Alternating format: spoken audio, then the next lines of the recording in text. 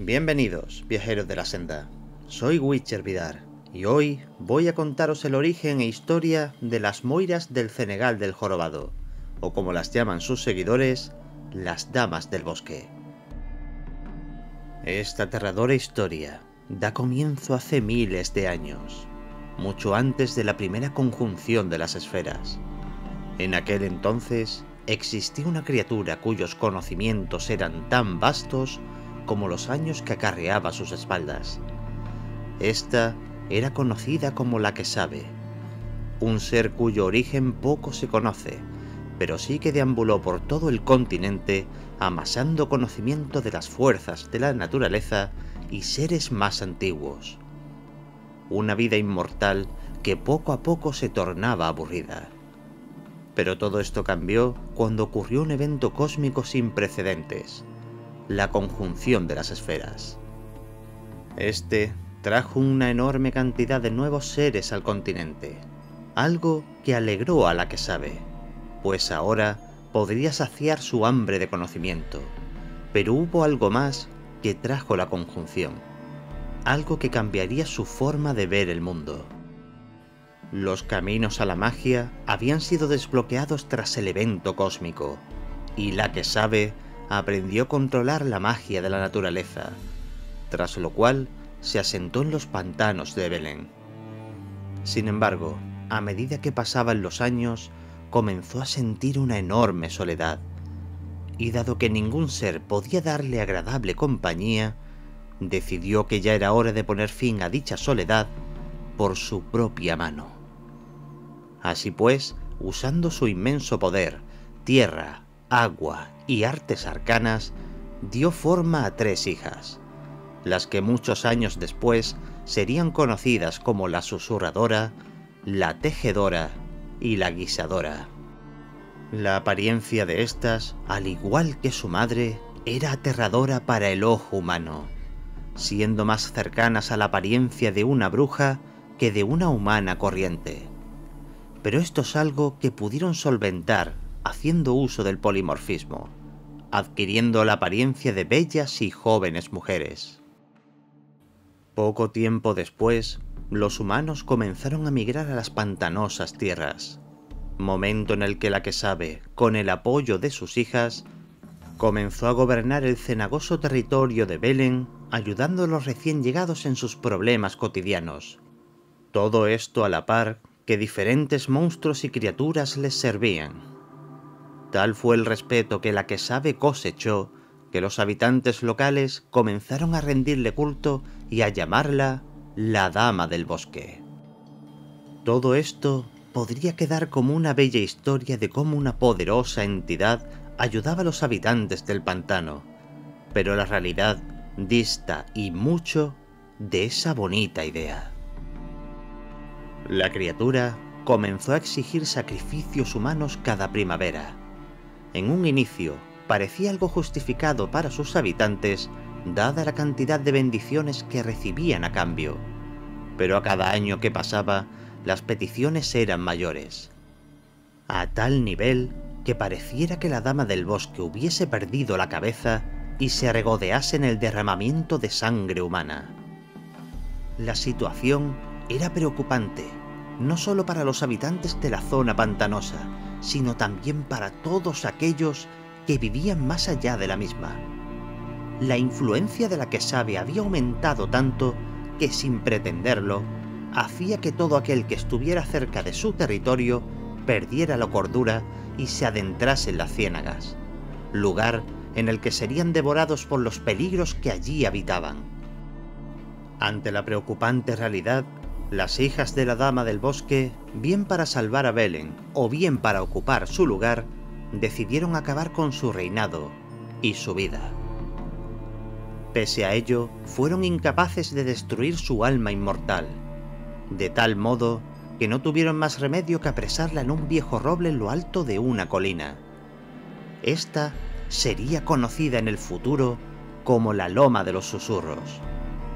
Esto debido a que todo aquel que se acerca al lugar puede oír en su cabeza los ligeros susurros del espíritu de la que hace años fuera la antigua gobernante de Belén. Pero a medida que transcurrían los años, ese recuerdo se fue desvaneciendo muy poco a poco en la mente de los habitantes de Belén, muy seguramente gracias a la influencia de sus nuevas gobernantes, las que pasarían a ser conocidas como las Damas del Bosque. Estas acabaron cosechando un respeto y veneración mucho mayor que su madre hubiera recibido en el pasado. Ofrecían ayuda a los lugareños, eliminando enfermedades que se esfumaban con la misma rapidez con la que habían aparecido. Los niños nacían sanos, y una vez al año les regalaban a todos los aldeanos una enorme olla llena de carne guisada, aunque dicha carne guardaba un oscuro secreto que conoceremos más tarde. Estos hechos hicieron que los aldeanos depositaran una fe ciega en las hermanas, estando dispuestos a pagar los tributos necesarios para disfrutar de sus bendiciones. Uno de ellos era el de ofrecer la oreja de todo hombre o mujer adulto cada vez que recibiesen ayuda. Para ello hacían uso de una daga ceremonial. La mayor de las hermanas, llamada Susurradora, acumulaba estas orejas para posteriormente colgarlas a lo largo de la ciénaga y en su cuello como collar. Esto haría que las Damas del Bosque pudieran oír todo cuanto acontecía en su territorio, una forma de mantener controlados y sometidos a todos cuantos gobernaban. Pero por increíble que pueda parecer, esto es solo la punta del iceberg. Las Damas del Bosque, a las que realmente deberíamos llamar moiras o brujas, rara vez se mostraban en público. Aquellos que han tenido el privilegio de verlas han podido contemplar sus formas de bellas mujeres, y otros pocos elegidos han llegado a verlas a través de tapices, pero no unos comunes y corrientes. Estos eran tejidos por la más joven de las hermanas, la conocida como Tejedora, quien, obteniendo como tributo el pelo de los aldeanos, entretejía centímetro a centímetro dichos telares. Este tributo, dado tras el primer corte de los niños, le confería poder sobre la vida de todos sus adoradores, pudiendo incluso predecir y truncar sus futuros. Pero existía otro método muy claro para comunicarse con las hermanas y a su vez pedirles cualquier tipo de ayuda. Este consistía en llevar a un niño joven y sano al sendero de las delicias, el inicio de un camino repleto de dulces, galletas y flores, cuyo final es la cabaña de las hermanas. La creencia decía que los niños no pasarían hambre y que serían cuidados por las hermanas. Una vez el niño se iba, era cuando se permitía implorar ayuda a través de un altar justo al inicio del camino. Pero la realidad tras este acto de pura piedad es terrible, pues el destino de esos niños era el de ser apresados por la hermana mediana, Guisadora. Ella se encargaba no solo de elaborar los elixires mágicos para sus hermanas, sino también de cocinar a los niños en el lugar del cual adquirían gran parte de su poder, la Montaña Calva. Este era el lugar en el que hace muchos años residía el Círculo de Druidas de Belén, un lugar fértil y frondoso cuyo enorme roble era un importante lugar de poder. Hay quienes creen que fueron las moiras quienes acabaron con todos los druidas y posteriormente reclamaron el lugar como suyo. Una cosa es segura, y es que comenzaron a corromper el roble que coronaba la montaña mediante sangre. Sangre derramada de aquellos que cocinaban en un caldero, pobres víctimas entre las que se encontraban los niños y los jóvenes elegidos durante el aquelarre de las moiras.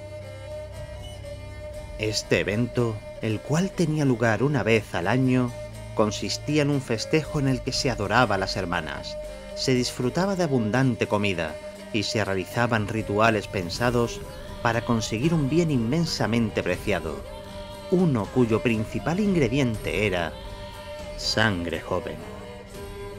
Durante este festejo se realizaba una selección de candidatos entre los miembros más jóvenes. Estos serían elegidos por Thekla, una anciana ciega que transmitía los deseos de las hermanas. Ella se encargaría de elegir a los más jóvenes, fuertes y bellos entre los asistentes, para posteriormente ser llevados a una audiencia con las hermanas.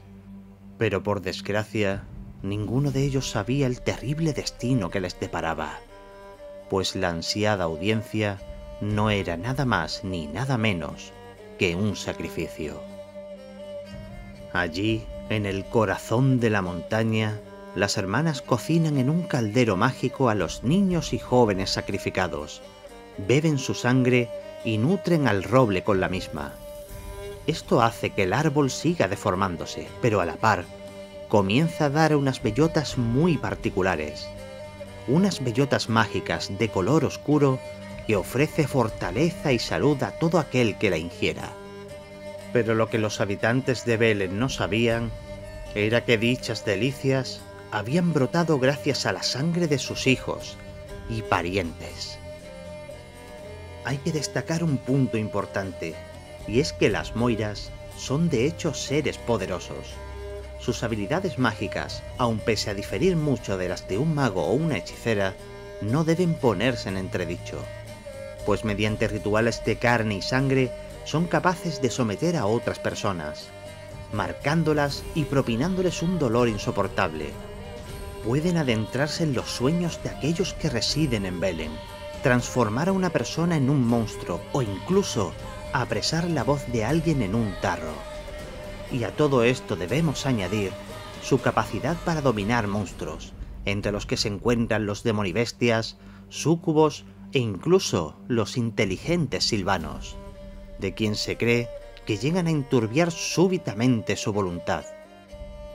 Y hablando de sometimiento, pese a todo el poder e influencia de las moiras, éstas temen y muestran servidumbre a los poderosos Saanel, siendo unas de las tantas criaturas que interactúan con los elfos de los alisos a lo largo del continente, convirtiéndolas en unas adversarias complicadas con poderosos aliados.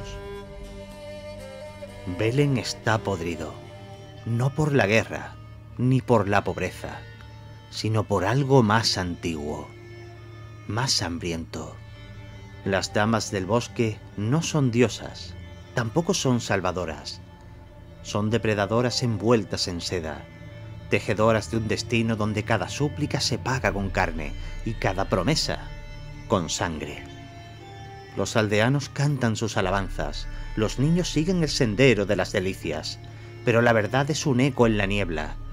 Aquí no hay salvación, solo servidumbre.